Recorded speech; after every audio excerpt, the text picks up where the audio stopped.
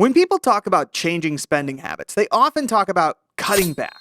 But what if we approached it another way?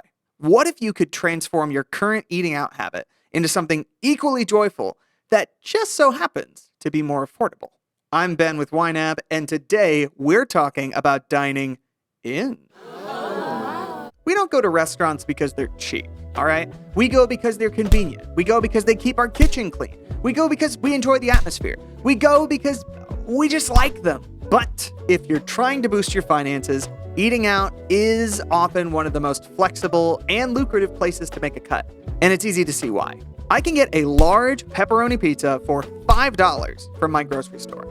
I'd pay triple that at any of the pizza chains in my town. Where I live, a 6-pack of schmancy beer costs around $10. That's about $1.50 a bottle. That same bottle would cost me $6 to $9 at a restaurant. In this world of restaurant markups, it's no surprise that, according to the Bureau of Labor and Statistics, the average American spent around $3,500 eating out in 2018. That's nearly half their annual food spending. Cutting that habit in half could bank you an extra $1,700 a year. Here's the thing, though. This has been one of the hardest things for my wife and I to cut back on. It's a chronically overspent category. Why? Well, I gleaned a little insight from an interview with James Clear, author of Atomic Habits, on the YNAB podcast. I don't want to eat out this much, but especially people in like their 20s or whatever, but they're like, all my friends are going out. If I don't, this is where everybody hangs out. So if I don't spend money at the bar, if I don't go out to happy hour, or don't get dinner with my friends, I'm kind of cut out from the group. They have habits that they don't love, but they get to fit in and belong.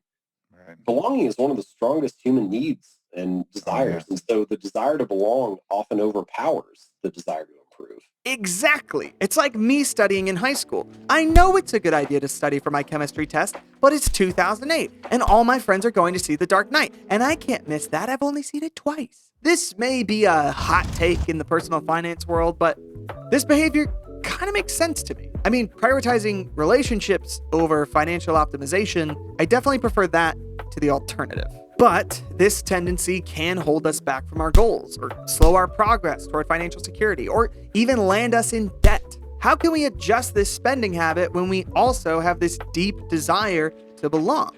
And so you want to join groups where your desired behavior is the normal behavior, because then you will have those two things aligned. You're not just getting the result that you want from the habit, you also are casting signals to the group that says, hey, I get it, I fit in. And so you can have that alignment between improvement and belonging. And I think that really gets habits to stick and belong. Yeah. There's an idea. What if we could sync up our desire to save money with our desire to belong? You probably have friends that you go out to eat with who would like to save more money. What if you said to them, hey, I want to save money on food, but I also want to have fun sharing a meal with you?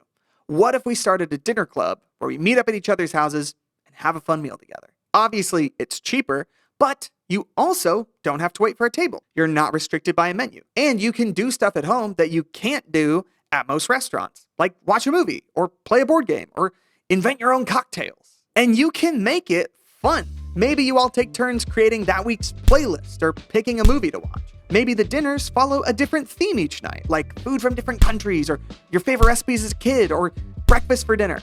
Maybe everyone has to come up with a fun question to ask at the table. Just a quick scan of something like Pinterest will probably yield plenty of ideas that will appeal to your group. Now, obviously, this is more work than eating out, but there are ways you can reduce that. Maybe you rotate cooking responsibilities for each gathering. Maybe you stick to super simple recipes. Or maybe you go in together on a meal delivery service, so you don't have to shop for the ingredients or hunt down recipes. The key is to make it special, something you look forward to, like a mini holiday, a shared tradition of good food and good people.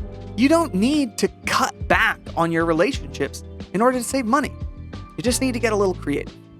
So, what do you think your dinner club would look like? Thanks for watching.